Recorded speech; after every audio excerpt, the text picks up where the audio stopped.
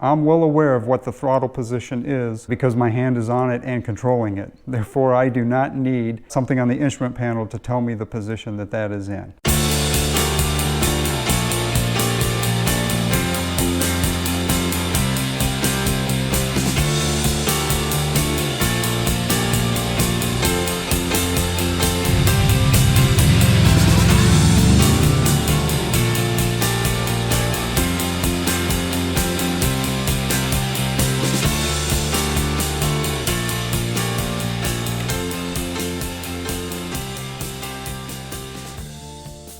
You are looking at the instrument panel on a VMAX 1700.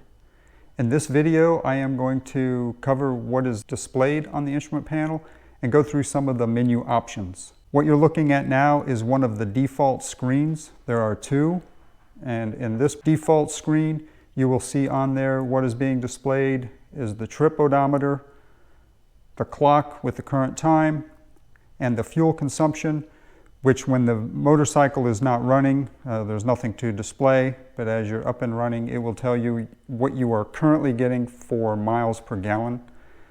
It also has the intake air temperature, which basically is the outside air temperature.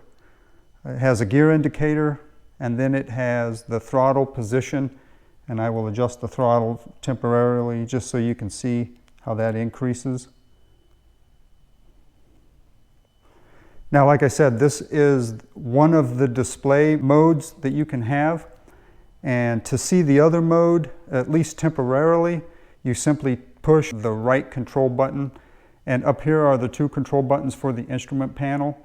The left one is basically considered select by the owner's manual. And the right one is considered reset. So by selecting these buttons, accordingly will allow you to see different things.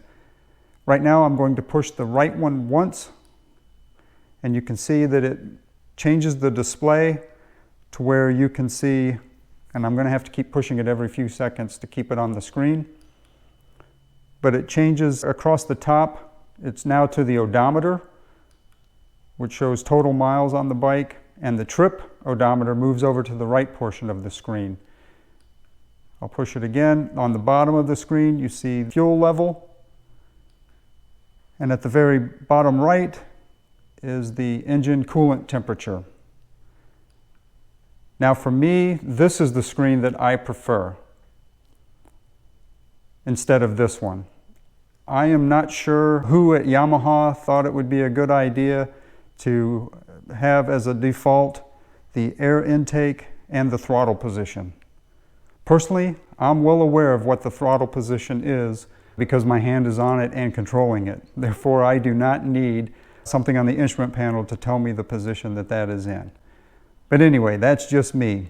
Now, what would be nice is if there were a way you could simply push a button and it would stay in this particular mode if you wanted it to.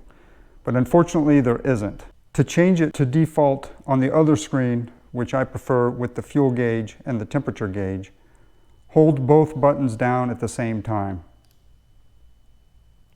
for just a couple of seconds and then let go.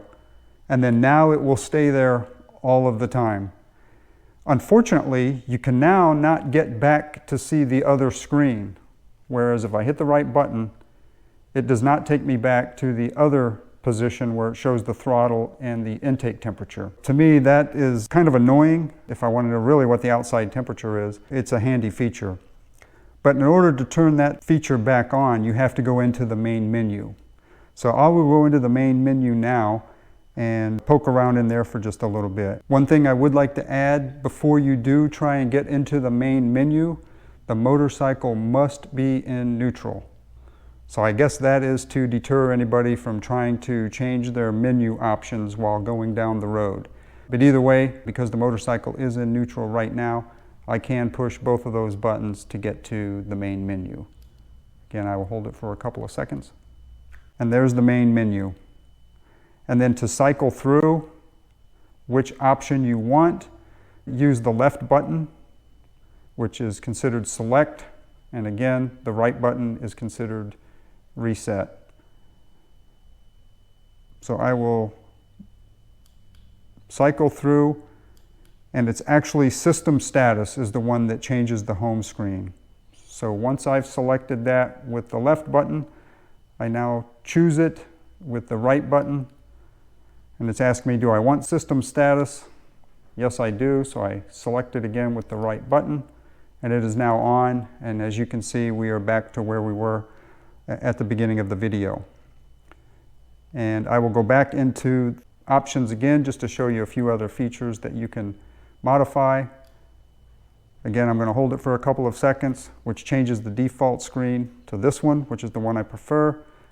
Then I'm going to push down on it again for a couple of seconds to get me into the menu. So as you can see, you can adjust the brightness of the display panel. You can change the shift light.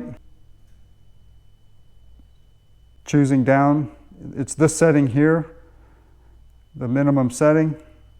And you can do all of the gears at the same RPM, or you can cycle through and change them individually. I have them all set for the same. So basically, the shift indicator is going to come on at the same point. For me, it's 9,000 RPM, right before red line. If you really wanted to, you can set it up individually by gear, and maybe you would want to do that for fuel economy, or you've found the sweet spot for each particular gear, and maybe it's at different RPMs. But whatever your desire is, you do have that option. So to get out of that, I just cycle back through here to get over to the up arrow, and then that gets me back to the previous menu. I just keep doing that until I get back to where I want to be. There are display settings, stopwatch, system status, which we went to just a little bit ago, and maintenance. To cover a maintenance schedule, you can go in there and reset. It depends on what you want to keep track of as far as when anything is due. And again, we are back at the main menu.